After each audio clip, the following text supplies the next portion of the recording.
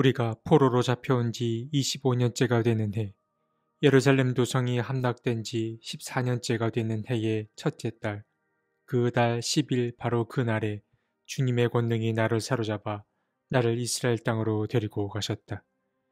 에스겔서 40장 1절 말씀. 에스겔서 40장부터 마지막 48장까지는 하나의 묶음으로 묶일 수 있습니다.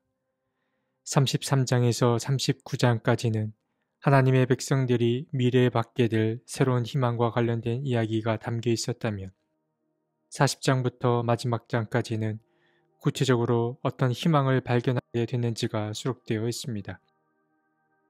그 이야기는 에스겔이 본 환상을 통하여 펼쳐집니다.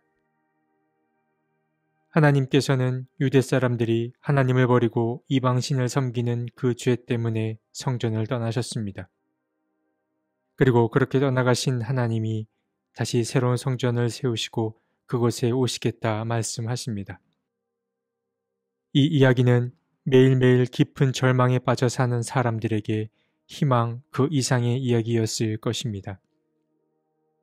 왜냐하면 하나님이 그들 곁을 떠나면서 그들은 그동안 맺어왔던 하나님과의 모든 시간이 부정당했다고 느꼈기 때문입니다. 그런데 그렇게 이별을 고했던 하나님께서 다시 관계를 맺고자 찾아온 것입니다. 에스겔서 40장에서 48장까지에는 성전의 여러 가지 시설뿐만 아니라 제사장의 직무까지도 아주 상세히 묘사되어 있습니다. 하지만 에스겔서의 마지막 부분에 묘사된 이러한 것들은 이해하기가 쉽지 않습니다. 특히 성전에 대한 묘사는 자세히 기록되어 있지만 그것에 대한 이해는 불분명한 채로 남겨둘 수밖에 없습니다. 우리는 성전을 도식화하여 그려볼 수는 있겠으나 그것은 환상을 언어로 옮겨놓은 것에 불과하고 다시 그 언어를 그림으로 묘사한 것이기 때문에 늘 채워지지 않는 잔여의 무엇이 남을 수밖에 없습니다. 이제 40장의 이야기를 하나씩 살펴보면 먼저 1절에서 에스겔은 아주 구체적인 날짜를 언급합니다. 그 날짜는 유다 백성이 바벨로니아의 포로로 잡혀온 지 25년째 되는 날이고 그날은 곧 예루살렘 도성이 파괴된 지 14년째가 되는 해이기도 합니다. 그리고 에스겔이 하나님의 부름을 받아 환상을 본 날은 바로 그 해의 첫째 달 10일이었습니다. 에스겔이 말한 이 날은 주전 587년을 가리킵니다. 예루살렘 도성이 주전 587년에 함락되었기 때문입니다. 그런데 에스겔이 말한 이 날짜는 뭔가 상징적인 의미가 담겨 있는 듯한데 아무래도 이 날은 희년과 관련이 있는 듯 보입니다. 레위기에 의하면 이스라엘 민족은 50년마다 7월 10일이 되면 해방을 뜻하는 희년을 선포합니다. 오늘 본문에서 에스겔은 자신이 포로로 잡혀온 지 25년이 되었다라고 말했습니다. 이 말은 50년 가운데 절반의 시간이 흘렀고 앞으로 25년이 더 지나면 포로로 잡혀온 자들이 해방을 맞이하게 될 것을 암시하려 했던 것 아닐까 생각해 보게 됩니다. 에스겔은 이렇게 자신이 본 환상의 날짜를 구체적으로 언급한 뒤 어딘가로 이끌려갑니다. 그곳은 바로 높은 산이었습니다. 높은 산 위에 도착한 에스겔은 그곳에 있던 한 사람을 만납니다. 성경은 그를 놋새같이 빛나는 모습의 사람이라고 묘사했습니다. 그는 우리와 같은 존재가 아님이 분명합니다. 그의 손에는 사무로 꼰 줄과 측량 막대기가 들려 있었습니다. 번쩍이는 청동과 같은 이 사람은 에스겔에게 보여줄 것이 있다고 말하였는데 그는 에스겔을 이곳에 데려온 이유가 먼저 이것들을 그가 잘 기억하고 또 그것들을 이스라엘 족속에게 잘 전해주게 하기 위함이라고 말했습니다. 이제 에스겔은 그 놋새같이 빛나는 사람이 보여주는 것들을 유심히 듣기 시작합니다. 에스겔은 먼저 동쪽으로 난 문을 통해 들어갑니다. 그가 동쪽 문을 통해 들어가서 제일 먼저 본 것은 바로 성전 건물 전체를 둘러싼 담이었습니다. 이 담은 거룩하게 구별된 이 성전을 외부로부터 차단하는 역할을 했습니다. 에스겔은 계속해서 이 노스 같은 자를 통해 곳곳에서 마주하는 장소들의 두께나 높이 등을 듣게 됩니다. 그러고 나서 이 노스 같은 자는 에스겔을 데리고 바깥들로 향합니다.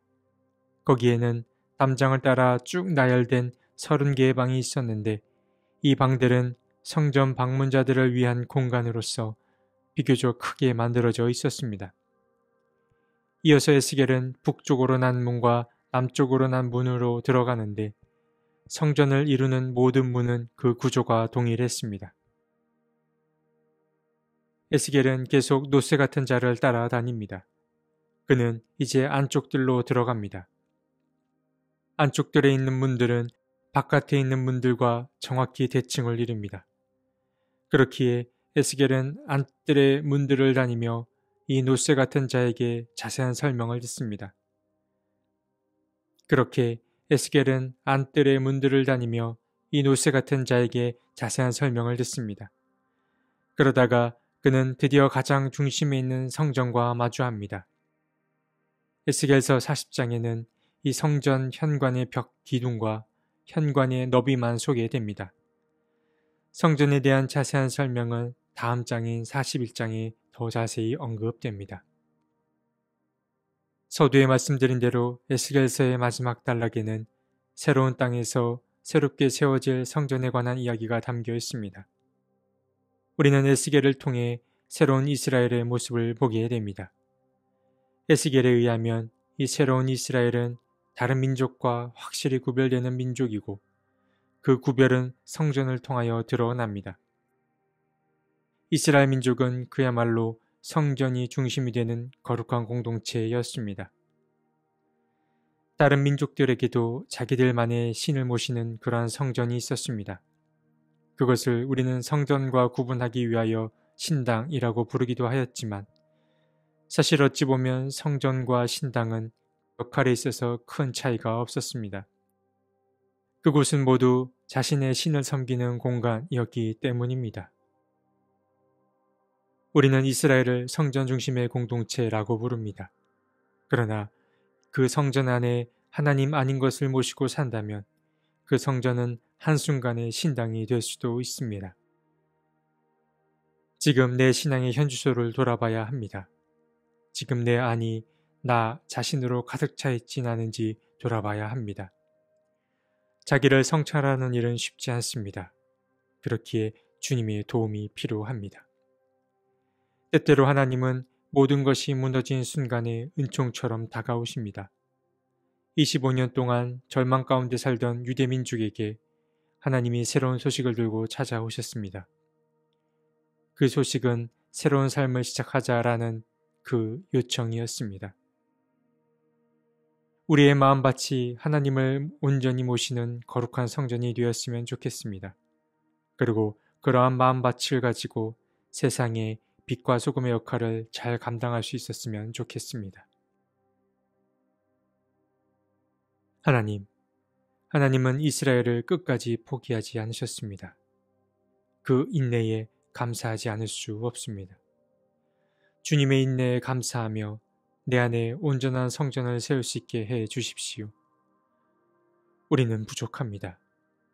우리를 도와주셔서 내 안에 나를 자꾸만 지워가고 그 안에 너의 공간을 만들 수 있게 해 주십시오. 아멘.